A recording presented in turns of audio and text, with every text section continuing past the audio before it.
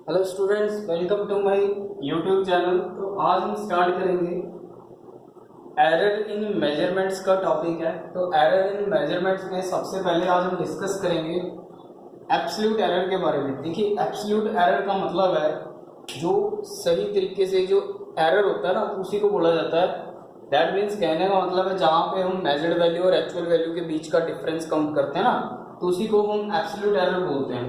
देखिए, कहते जो मेजर्ड वैल्यू और एक्चुअल वैल्यू की डिफरेंस का मैग्नीट्यूड हमको बताए, मैग्नीट्यूड ऑफ डिफरेंस हमको बताए, that means difference between the magnitude of measured value and actual value, that is called absolute error. तो उसी को हम क्या बोलते हैं? एब्सोल्यूट एरर बोलते हैं। ठीक है, तो ये आपने मैथमेटिकल फॉर्मुलेशन आपने याद रखना है। देखिए, अगर मैग्नीट्यूड ना होता, अगर मैग्नीट्यूड ना होता तो यहाँ पे हमारे पास जो एब्सोल्यूट एरर है वो हो सकता है पॉजिटिव भी हो या फिर हो सकता है नेगेटिव में भी आ सकती है उसकी वैल्यू, है ना। क्योंकि हमारे पास जो एब्सोल्यूट एरर होगा, अगर उसका मैग्नीट्यूड अगर हम नहीं लेंगे तो उसकी वैल्यू हो सकता है पॉजिटिव में भी आ सकती है या फिर उसकी वैल्यू नेगेटिव में भी आ सकती है। दोनों में से कोई भी पॉसिबिलिटी किसी के भी आने के चांसेस हो सकते हैं। देखिए, सपोज कर लीजिए मेरे पास कोई एग्जांपल है, अगर मैं आपको यहाँ पे एग्जांपल लेके बताता हूँ। मेरे पास एक एक्चुअल वैल्यू है जिसकी वैल्यू है 20.75 और मेजर्ड करके जो मेरे पास वैल्यू आई वो कितनी आई? 20। तो अभी मैं इसी रिलेशन को यूज करता हूँ इस मैथमेटिकल फॉर्मूले में। मैं इन वैल्यूज को अगर मैं पुट करूंगा तो ये मेरे पास मेजर्ड वैल्यू है और ये मेरे पास एक्चुअल वैल्यू है।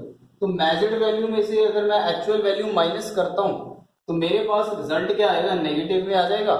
अगर मैं मैग्नीट्यूड ना लूं तो, अगर मैं मैग्नीट्यूड लेता हूं, अगर मैं मैग्नीट्यूड लेके चलता हूं तो मेरी वैल्यू किसमें कन्वर्ट हो जाएगी? पॉजिटिव में कन्वर्ट हो जाएगी, क्योंकि मैग्नीट्यूड है, नेगेटिव को पॉजिटिव बना देता है ना। तो रिजल्ट आपने याद रखना है। तो इसका मतलब हम कह सकते हैं कि जो एब्सोल्यूट एरर है वो कुछ सर्टेन केसेस में पॉजिटिव भी हो सकता है और नेगेटिव भी हो सकता है। ठीक है, बट मैग्नीट्यूड की फॉर्म में वो तो वो पॉजिटिव भी आएगा रिजल्ट। ठीक है, इसके बाद देखिए यहाँ पे कहते मान लीजिए मेरे पास n ऑब्जर्वेशन है, n नंबर ऑफ मेरे पास ऑब्जर्वेशन है और यहाँ पे मैंने कुछ ऑब्जर्व क्वांटिटीज लेट करी हैं, जैसे a1 a2 up to an, up to an। तो ये मेरे पास कुछ ऑब्जर्व क्वांटिटीज हैं जो मैंने ऑब्जर्व करी हैं और इन्हीं ऑब्जर्व क्वांटिटीज को हम क्या बोलते हैं? मेजर्ड वैल्यू बोलते हैं। याद रखिएगा, इन्हीं ऑब्जर्व क्वांटिटीज को हम क्या बोलेंगे? Measured value. और एक्चुअल वैल्यू निकालने के लिए क्या करेंगे?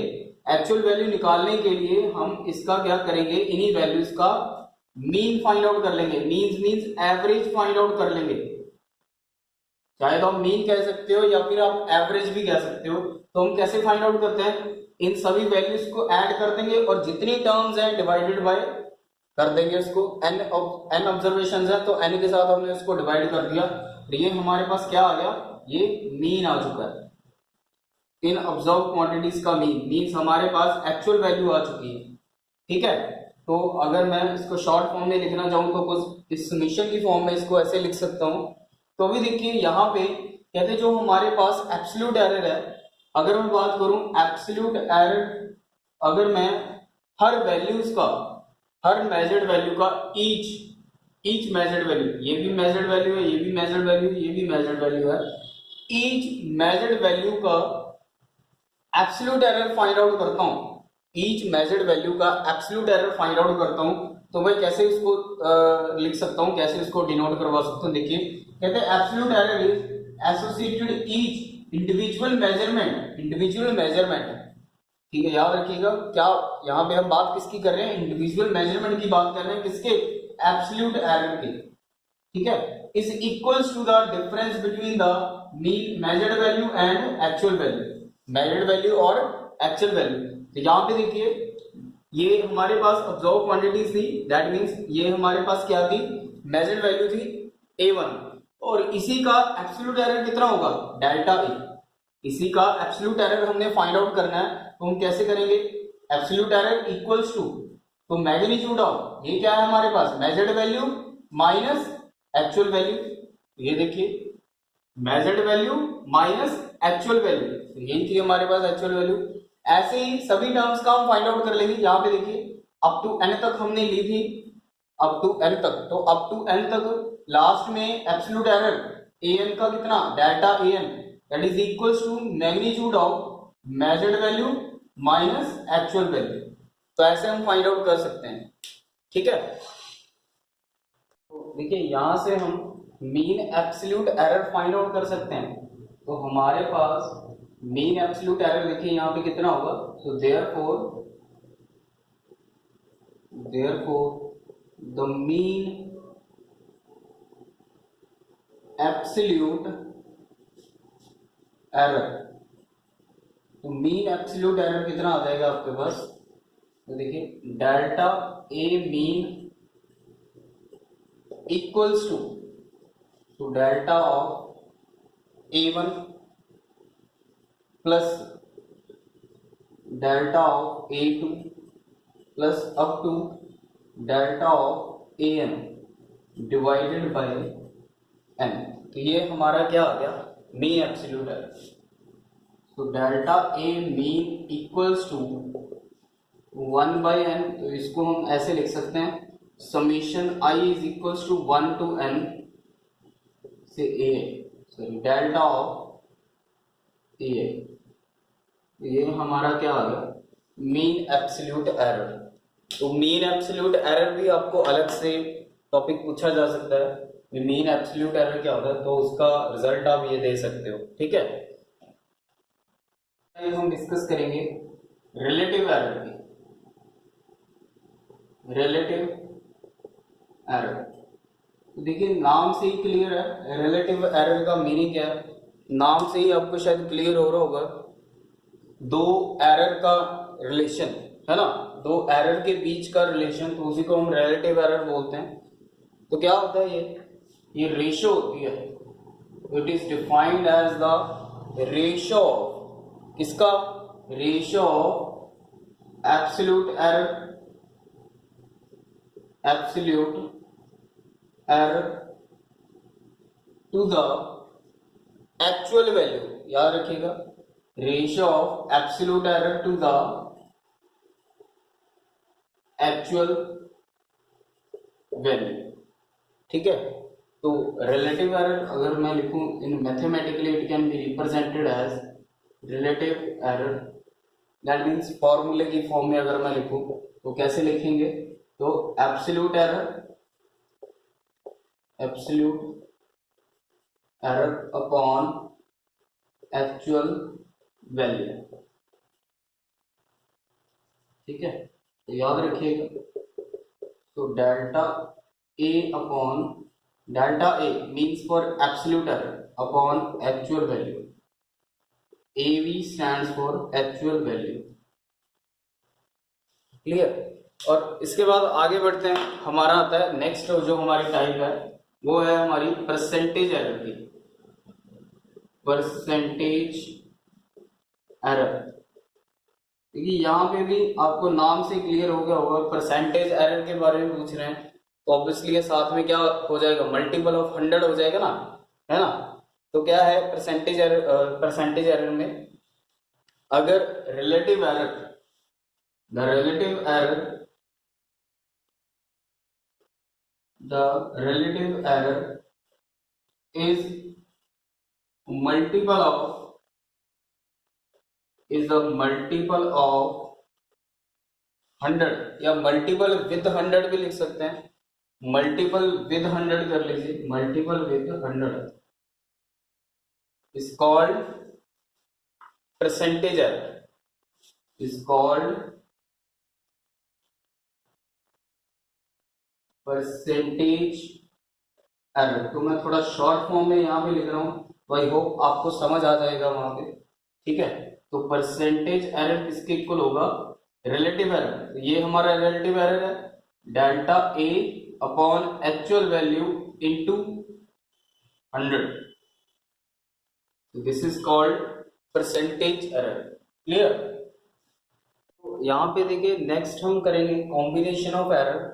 तो कॉम्बिनेशन ऑफ एरर में आपको वैसे नाम से ही क्लियर होगा, वो कॉम्बिनेशन का मतलब क्या होता है, भी दो एरर का कॉम्बिनेशन, कोई भी दो एरर्स हैं तो उन दोनों का कॉम्बिनेशन क्या होगा, देखिए यहाँ पे कॉम्बिनेशन और एरर को प्रोपेगेशन ऑफ एरर भी बोलते हैं, याद रखिएगा, इसको एक नाम दिया जाता है, या फिर आप प्रोपेगेशन ऑफ एरर बोल सकते हो या कॉम्बिनेशन ऑफ एरर, ठीक है। तो क्या है, इसमें बहुत सी हम टाइप्स डिस्कस करेंगे। जैसे ये फर्स्ट जैसे टाइप है एडिशन की, एरर्स ऑन एडिशन वैल्यूज, तो ऐसे ही और भी बहुत सारी आएंगी, जैसे सब्ट्रैक्शन की होगी, मल्टीप्लिकेशन की होगी, डिवीजन की होगी, ठीक है। तो ऐसे अलग अलग पावर वाली भी आएगी, जो कि बहुत ज्यादा इंपॉर्टेंट है, ठीक है। तो ऐसे बहुत सारी आएंगी, तो चलिए वन बाय वन हम डिस्कस करेंगे इसको। तो सबसे पहले हम बात करेंगे एरर ऑन एडिशन वैल्यू। तो एडिशन वैल्यू का मतलब है भी मेरे पास कोई भी दो ऑब्जर्व क्वांटिटीज मैंने लेट कर ली, कोई भी दो ऑब्जर्व्ड क्वांटिटीज जिनको मैंने ऑब्जर्व किया है, तो वो कौन कौन सी है, एक तो ए और बी, तो दो मेरे पास ऑब्जर्व क्वांटिटीज हैं, ठीक है, या ऑब्जर्व वैल्यूज भी बोल सकते हो आप। तो उन ऑब्जर्व क्वांटिटीज का कोई एरर भी होगा जिसको हम बोलेंगे एब्सोल्यूट एरर। तो इन्हीं दो ऑब्जर्व क्वांटिटीज का एब्सोल्यूट एरर भी होगा, है ना। तो वो एब्सोल्यूट एरर कौन सा है, delta A and delta B, ठीक है। तो इन दो ऑब्जर्व क्वांटिटीज को ड्राइव करने के लिए एक और ऑब्जर्व क्वांटिटी लेट करनी पड़ेगी हमको, है ना, क्योंकि इन दोनों ऑब्जर्व क्वांटिटीज को ड्राइव करने के लिए, प्रूव करने के लिए इनका जो एरर है, एरर कौन सा है, एडिशन का एरर, एडिशन में एरर जो है जो हमने प्रूव करना है, तो इसमें हमने जो दो क्वांटिटीज लिए हैं, तो उनको ड्राइव करने के लिए, उसको प्रूव करने के लिए, इन दो क्वांटिटीज को हमने एडिशन में प्रूव करने के लिए तो एक अलग से क्वांटिटी हमको लेट करनी पड़ेगी। तो वो क्वांटिटी मैंने लेट करी है z। तो मान लीजिए z जो है इन दोनों का क्या है, सम, ठीक है। z जो है ये भी एक ऑब्जर्व्ड क्वांटिटी है, तो इसका सम क्या है, a प्लस बी, ठीक है। तो ये एक अलग सी ऑब्जर्व क्वांटिटी लेट करी है मैंने, जो इन दोनों का सम है। तो चलिए आगे बढ़ते हैं। इसके बाद देखिए, अब इसका भी कुछ ना कुछ एब्सोल्यूट एरर होगा, इसका भी कुछ ना कुछ एब्सोल्यूट एरर होगा। तो एब्सोल्यूट एरर कितना होगा इसका, z का, तो z plus minus of delta z। तो जो डेल्टा z है वो क्या है, इस z का एब्सोल्यूट एरर है। अब यहाँ पे देखिए ये प्लस माइनस क्यों लिया, प्लस माइनस का मीनिंग होता है दी मैक्सिमम और मिनिमम एब्सोल्यूट एरर। यहाँ पे हम बात करेंगे प्लस माइनस की मैक्सिमम और मिनिमम एब्सोल्यूट एरर की। तो यहाँ पे हम जो error addition of values find out कर रहे हैं, एरर इन एडिशन जो फाइंड आउट कर रहे हैं, तो यहाँ पे हम मैक्सिमम और मिनिमम एरर की वैल्यू हम फाइंड आउट करके अब दिखाएंगे आपको एडिशन में। तो a का एब्सोल्यूट एरर कैसे हम लिखेंगे, तो यहाँ पे देखिए observe quantity plus minus of delta A plus b plus minus of delta b, ठीक है। तो अभी इसको आगे प्रूव करेंगे। z plus minus delta z equals to, देखिए प्लस वाली क्वांटिटी अलग से कर लीजिए, a प्लस बी, तो इसको अलग लिख लीजिए, plus minus of delta a plus minus of delta b, इन दोनों को इकट्ठा लिख लिया हमने। तो यहाँ पे देखिए a प्लस बी किसकी इक्वल है, ये देखिए फर्स्ट टर्म आ रही है ना, a plus B is equal to z। तो यहाँ पे हम लिख सकते हैं z plus minus of delta z equals to z plus minus of delta a plus minus of delta b। तो अभी यहाँ पे ये जो z वाली क्वांटिटी है पॉजिटिव टर्म है, ये भी पॉजिटिव टर्म है, तो ये तो कैंसिल ही हो जाएगी। तो हमारे पास जो पॉसिबिलिटीज आया, हमारे पास किसकी पॉसिबिलिटी आई, हमारे पास पॉसिबिलिटी आई एब्सोल्यूट एरर की, मैक्सिमम भी और मिनिमम भी। तो कितनी आई, plus minus of delta z is equal to plus minus of delta a plus minus of delta b। तो ये हमारे पास रिजल्ट आ गया, ठीक है, error in addition value, error on addition value का, ठीक है। तो ये एडिशन का आ गया। Same as it is minus वाला हमने करना है, तो वो उसका भी रिजल्ट बिल्कुल सेम आएगा। थोड़ा बस हम मैथमेटिकली भी मैं आपको बताऊंगा। तो यहाँ पे हमने करना क्या है, सेकंड पार्ट में error on subtraction value, error on subtraction value. इसमें क्या करना है, जो ऑब्जर्व क्वांटिटी है z इज इक्वल्स टू वो first observe quantity minus second observe quantity, तो माइनस हो जाएगा बीच में।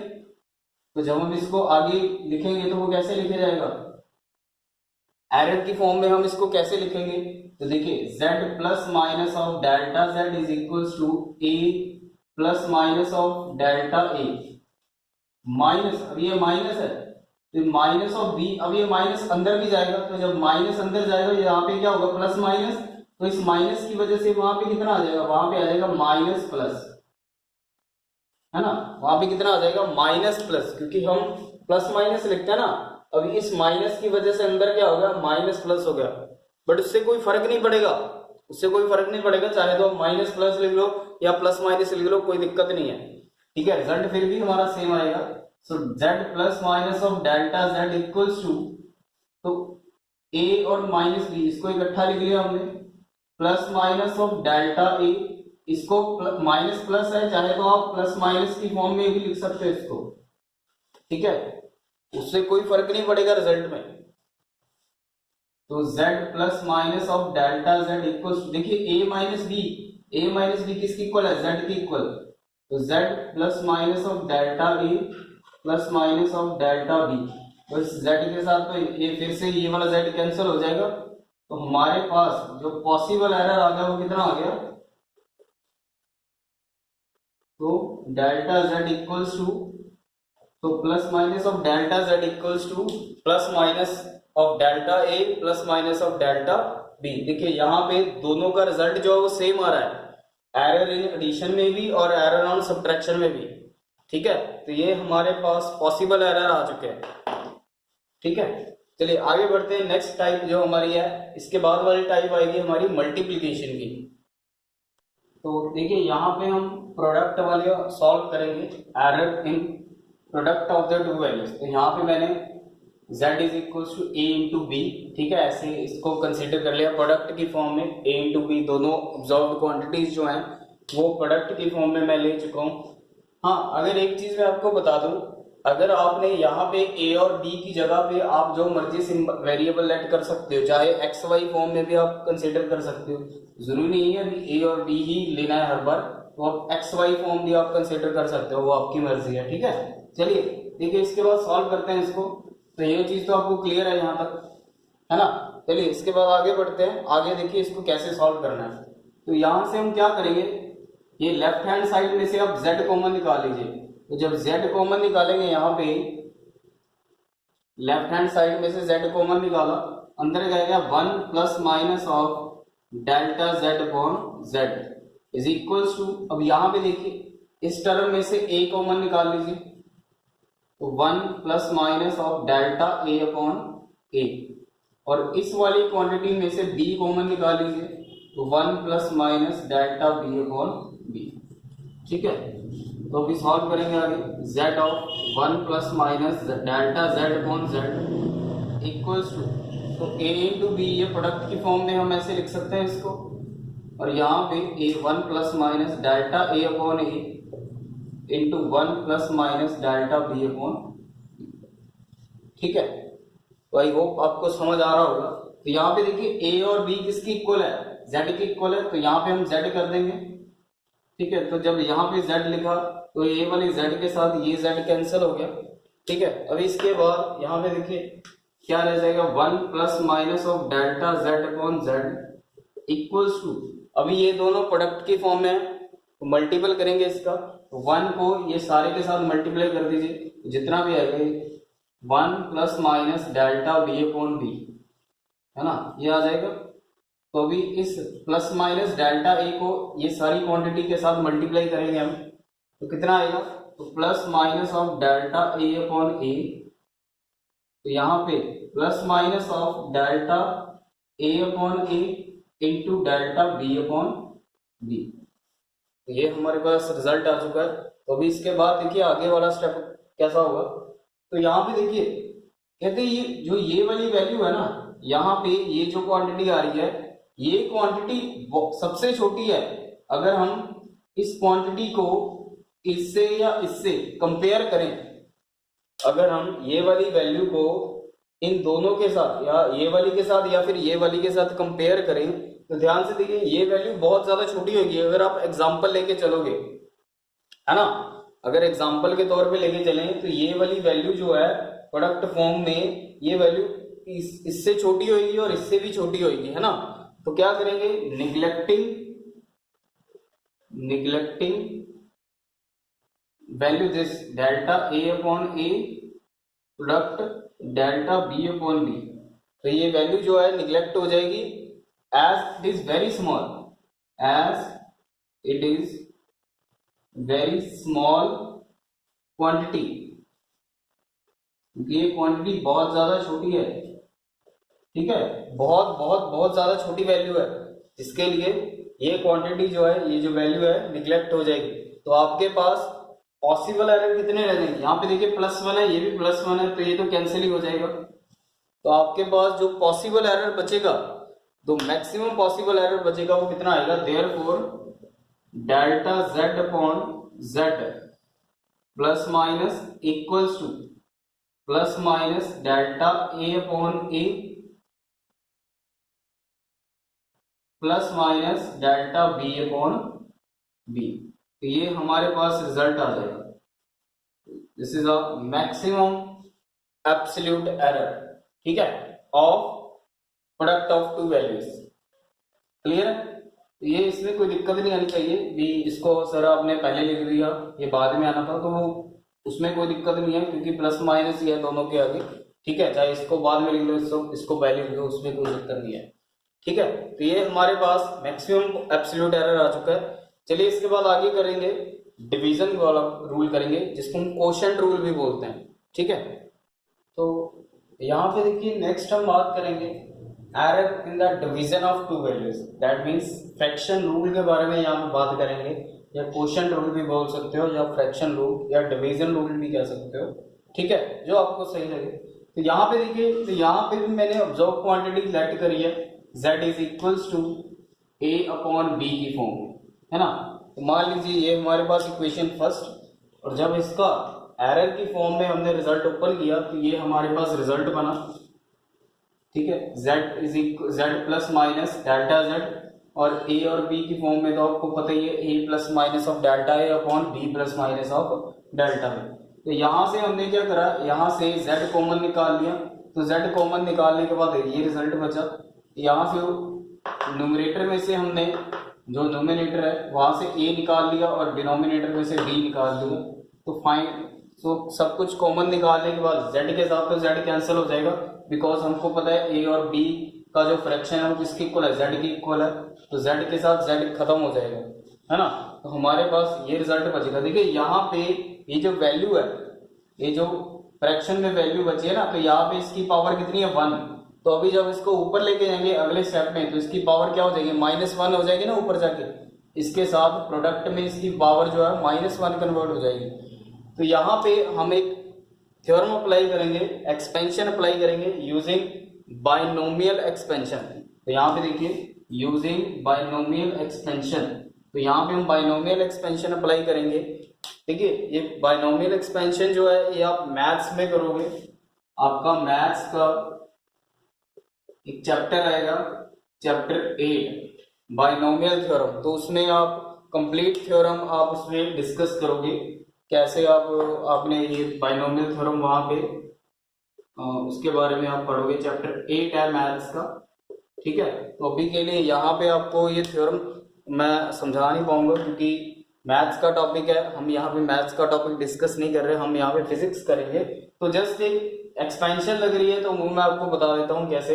देखिए यहाँ पे इसकी जो पावर है, नेक्स्ट स्टेप वहां पे हम डिस्कस करेंगे। देखिए यहाँ पे तो ये जो क्वांटिटीज हैं, पहले तो ये तो ऐसे ही आ जाएगी, तो ये वाली जो क्वांटिटी है -1 पावर वाली, तो ये जो -1 है, ये -1 पावर अंदर जाके मल्टीपल की फॉर्म में हो जाएगा, मल्टीपल हो जाएगा -1 जो है, तो 1 तो एज इट इज ऐसे ही रह जाएगा, और ये जो माइनस है ये इस प्लस माइनस को क्या कर देगा, कन्वर्ट कर देगा, जो प्लस वाली टर्म है वो माइनस में हो जाएगी, जो माइनस है वो प्लस में हो जाएगा, delta b upon b as it is. इसके आगे और भी बहुत सारी टर्म्स आएंगी, बट हमको उन टर्म्स की जरूरत नहीं है, क्योंकि ये आगे भी ये एक्सपेंशन कंटिन्यू चलती रहती है, यहाँ से ये एक्सपेंशन जो है कंटिन्यू चलती रहेगी, बट उसकी हमको जरूरत नहीं है, क्योंकि जितनी भी वैल्यूज आगे जाएंगी वो वैल्यूज बहुत छोटी होती जाएंगी, क्योंकि जितनी ज्यादा वैल्यू छोटी बनेगी वो वैल्यूज एंड में निगलेक्ट ही हो जाएंगी। तो अगर मैं यहाँ पे वो एक्सपेंशन वो वैल्यूज अगर मैं यहाँ पे लिखता तो जिसके जो हमारा एक्सप्रेशन है, जो हमारा डेरिवेशन है, बहुत लेंथी हो जाता, क्योंकि उसको हमको जरूरत ही नहीं पड़ेगी, हमको उसकी जरूरत ही नहीं है यहाँ पे। तो यहाँ पे देखिए उसके बाद करना क्या है, आपने जस्ट यहाँ तक इसको नोट करना है। तो उसके बाद यहाँ पे इसको प्रोडक्ट कर देंगे इसका। तो प्रोडक्ट करने के बाद फिर से देखिए यहाँ पे ये जो क्वांटिटी है, तो पहले वाले में भी मैंने स्टेप में आपको बताया था, ये जो क्वांटिटी है ये क्वांटिटी बहुत ज्यादा छोटी है, ये टर्म बहुत ज्यादा स्मॉल है। अगर आप इस वाली वैल्यू से या फिर इस वाली वैल्यू से इसका कंपेयर करते हो, देखिए निग्लेक्टिंग टर्म दिस, ये जो टर्म है निग्लेक्ट हो जाएगी मल्टीपल की फॉर्म में। ये जो टर्म पड़ी है ना ये वाली, तो ये टर्म क्या हो जाएगी, निग्लेक्ट हो जाएगी, क्योंकि ये बहुत ज्यादा स्मॉल वैल्यू है in comparison to delta A and delta A upon A delta B upon B. अगर हम इन दोनों से इसका कंपैरिजन करें, अलग अलग कंपेयर करना है इसको, इकट्ठा नहीं कंपेयर करना दोनों के साथ। तो इसका इसके साथ भी कंपेयर, इसका और इसके साथ भी कंपेयर। तो जब कंपेयर करेंगे, क्योंकि ये वैल्यू बहुत ज्यादा स्मॉल आएगी, तो जिसके कारण ये जो वैल्यू है निग्लेक्ट हो जाएगी। तो निग्लेक्ट होने के बाद हमारे पास जो रिजल्ट बचेगा, तो यहाँ पे 1 के साथ तो 1 कैंसिल ही हो जाएगा। तो जो रिजल्ट बचा हमारे पास मैक्सिमम एब्सोल्यूट एरर हमारे पास ये आ जाएगा। ठीक है, तो ये था हमारा डिवीजन रूल या फ्रैक्शन रूल, जिसको आप बोल सकते हो error in the fraction of to values, error in the division of to values. Clear? तो यहाँ पे हम error in the power of 3 values करेंगे, दैट मीन्स पावर रूल हम यहाँ पे प्रूव करने जा रहे हैं। ठीक है, एरर का जो पावर रूल है, जो पावर कंसेप्ट है, उसका हम ड्राइव करने जा रहे हैं। तो देखिए यहाँ पे इसको करना क्या है, तो यहाँ पे देखिए हमने जो ऑब्जर्व क्वांटिटीज लेट करी हैं, तो कौन कौन सी हैं, z is equals to a raise to power m, b raise to power n, c raise to power r। तो ये मेरे पास कुछ ऑब्जर्व क्वांटिटीज हैं, a, b एंड c क्या है मेरे पास, ये ऑब्जर्व क्वांटिटीज हैं, याद रखिएगा। और z भी हमारे पास ऑब्जर्व क्वांटिटी है। तो a, m, n और r क्या है, ये क्या है, ये डायमेंशंस हैं उन ऑब्जर्व क्वांटिटीज का, याद रखिएगा। m, n और r क्या है, ये डायमेंशंस हैं। डायमेंशंस का मतलब तो आपको पता ही है, पावर जिसको आप बोलते हो। ठीक है, याद रखना। तो चलिए सॉल्व करते हैं। सॉल्व करने के लिए क्या करना पड़ेगा आपको, मान लीजिए ये हमारे पास इक्वेशन फर्स्ट, हम इसको कंसीडर कर लेते हैं।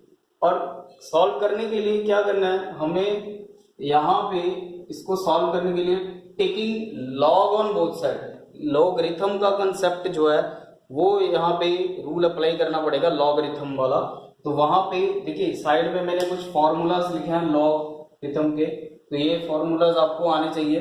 ठीक है, तो जैसे कि ये फर्स्ट फॉर्मूला है log m raise to power n। तो m और n कोई भी क्वांटिटीज हो सकती हैं। ठीक है, कोई भी वेरिएबल या पावर की फॉर्म में कुछ भी हो सकता है, तो ये आपने याद रखना है। तो log m raise to power n इसकी इक्वल है, log m raise to power n equals to n log m, याद रखिएगा। इसके इक्वल है ये n log m। उसके बाद सेकेंड है log m बाय n, तो ये formula log m minus log n के इक्वल है, log m into n log m plus log n के इक्वल। ठीक है, तो ये कुछ फॉर्मूलाज हैं जो आपने याद रखने हैं, तो इनकी जरूरत पड़ेगी आपको इस डेरिवेशन में। चलिए आगे बढ़ते हैं। इसके बाद now taking log on both side, taking log on both side, तो दोनों तरफ हम क्या ले लेंगे, लॉग टर्म ले लेंगे दोनों साइड। तो log of z equals to log a raise to power m, b raise to power n upon c raise to power r। तो देखिए यहाँ पे एक फॉर्मूला बना है log m upon log n, है ना, sorry log m upon n, second formula बन रहा है ना।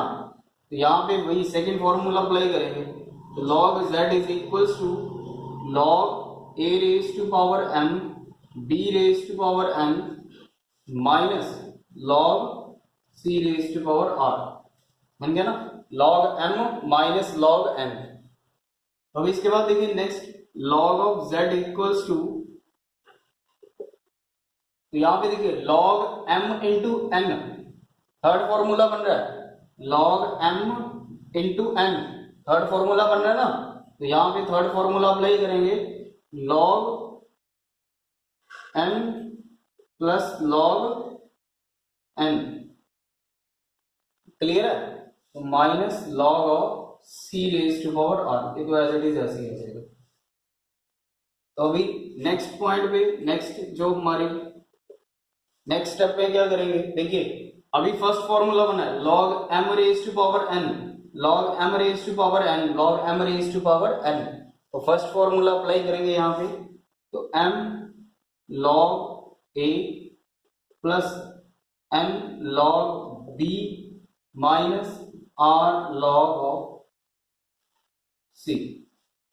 तो ये हमारे पास रिजल्ट बन गया कुछ, ठीक है? तो ये आपको आना चाहिए। चलिए अब इसको आगे सॉल्व करते हैं। तो यहाँ पे मैं आपको एक चीज और बता दूं, आपको डेरिवेशन का एक फॉर्मूला आपको आना चाहिए। डेरिवेटिव का आपको पता है डेरिवेटिव का मीनिंग क्या होता है? तो डेरिवेटिव का मतलब होता है रिड्यूस होना, याद रखिएगा। डेरिवेटिव, डेरिवेटिव मीन्स पावर का रिड्यूस होना, याद रखिएगा। डेरिवेटिव का मतलब होता है पावर, पावर मीन्स एक्सपोनेंट्स या डायमेंशन जिसको आप बोलते हो, उसका रिड्यूस होना, कम होना, ठीक है? मान लीजिए मेरे पास कोई भी टर्म है, कोई भी आप टर्म कंसीडर कर लीजिए एक्स स्क्वायर, तो इस एक्स स्क्वायर का जब मैं डेरिवेटिव लूंगा तो एक्स स्क्वायर का डेरिवेटिव कितना हो जाएगा? 2 ऑफ एक्स की पावर 2 माइनस 1। देखिए यहाँ पे ये जो पावर है इसकी वो क्या होगी? रिड्यूस हो गई, पावर एक कम हो गया, 1 पावर क्या होगी इसकी? रिड्यूस। तो कितना रहेगा? 2x raise to power 1। जो पावर है वो आगे मल्टीपल में शिफ्ट हो जाएगा और ऊपर एक पावर क्या हो जाएगी उसकी? रिड्यूस हो जाएगी। किसी भी वेरिएबल का डेरिवेटिव अगर आपने सॉल्व करना है तो ऐसे आप सॉल्व करोगे, ठीक है? तो यहाँ पे क्या है सर, यहाँ पे तो लॉग लॉग लॉग टर्म है, तो यहाँ पे तो कोई पावर ही नहीं है अभी, इसका डेरिवेटिव कैसे सॉल्व करेंगे? देखिए इसका डेरिवेटिव सॉल्व करने का भी मेथड है। देखिए अगर आपको लॉग की फॉर्म में कोई डेरिवेटिव सॉल्व करना है तो उसको कैसे सॉल्व करोगे आप? मान लीजिए log ऑफ x है, तो log x का डेरिवेटिव लेना है आपने, तो कैसे करोगे? तो याद रखिएगा log x है, log y है, log z है, तो log के साथ कोई भी वेरिएबल हो उसका जो डेरिवेटिव होगा वो किसके इक्वल होगा? वो होगा 1/x। याद रखिएगा 1/x उसका क्या होगा? डेरिवेटिव होगा। और ये साथ में क्या आ जाएगा उसका? पहले तो हमने log का डेरिवेटिव लिया, फिर उसके अंदर का जो वेरिएबल है, ये वेरिएबल x का वेरिएबल है, फिर x का भी डेरिवेटिव लेना है साथ में, तो x का डेरिवेटिव से dx, याद रखिएगा डेरिवेटिव ऑफ x। तो ऐसे इसको डिनोट करवाया जाएगा, ठीक है? पहले हमने log का डेरिवेटिव लिया 1/x, फिर उस x का डेरिवेटिव लिया, x का derivative, d stands for derivative of x, उसको dx ही छोड़ देंगे, उसको आगे नहीं हम करेंगे, क्योंकि हमने अगर x का डेरिवेटिव लेना है तो उसकी वैल्यू 1 के इक्वल होती है, ठीक है? जो भी वेरिएबल जिसके विद रिस्पेक्ट हम डेरिवेटिव ले रहे हैं उसका खुद का रिजल्ट 1 के इक्वल होता है, क्योंकि यहाँ पे उसके पास कोई वैल्यू है ही नहीं और, ठीक है? तो यहाँ पे भी सेम चीज, अगर हम यहाँ पे log z का डेरिवेटिव लेंगे तो कैसे होंगे? कैसे हम लेंगे उसको? देखिए एब्सोल्यूट टर्म में लेना हमने तो यहाँ एब्सोल्यूट एरर की फॉर्म में रिजल्ट देना है ना, तो एब्सोल्यूट एरर की फॉर्म में रिजल्ट कैसे देंगे हम? तो 1/z ऑफ डेल्टा z, ऐसे। तो ये क्या आ गई हमारे पास? ये क्या है? ये हमारे पास ऑब्जर्व्ड वैल्यू है, ठीक है? और ये क्या है? ये एब्सोल्यूट एरर आ गया, क्लियर?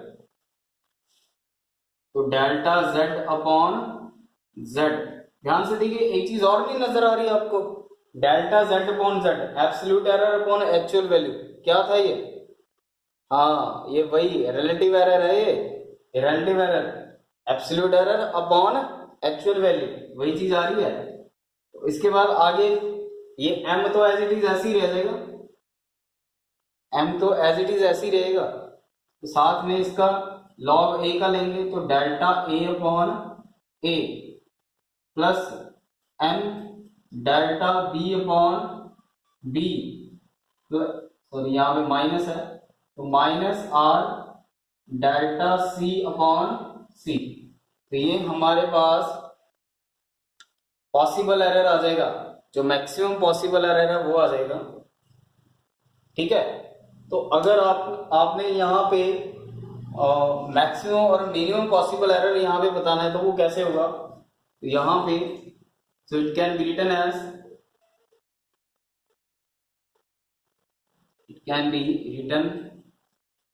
क्योंकि हम एरर का कर रहे हैं ना रिजल्ट, तो इसको एरर की फॉर्म में हम कैसे लिखेंगे, तो एरर की फॉर्म में ये लिखा जाएगा plus minus of delta Z upon Z equals to plus minus m into delta A upon A plus minus of n delta b upon b plus minus, यहाँ पे कंफ्यूज नहीं होना कि सर यहाँ पे तो माइनस है, आपने प्लस माइनस कैसे लगा दिया। अरे हम एरर की फॉर्म में रिजल्ट दे रहे हैं, मैक्सिमम और मिनिमम रेंज बता रहे हैं उसकी, तो ये मैक्सिमम और मिनिमम रेंज ही है।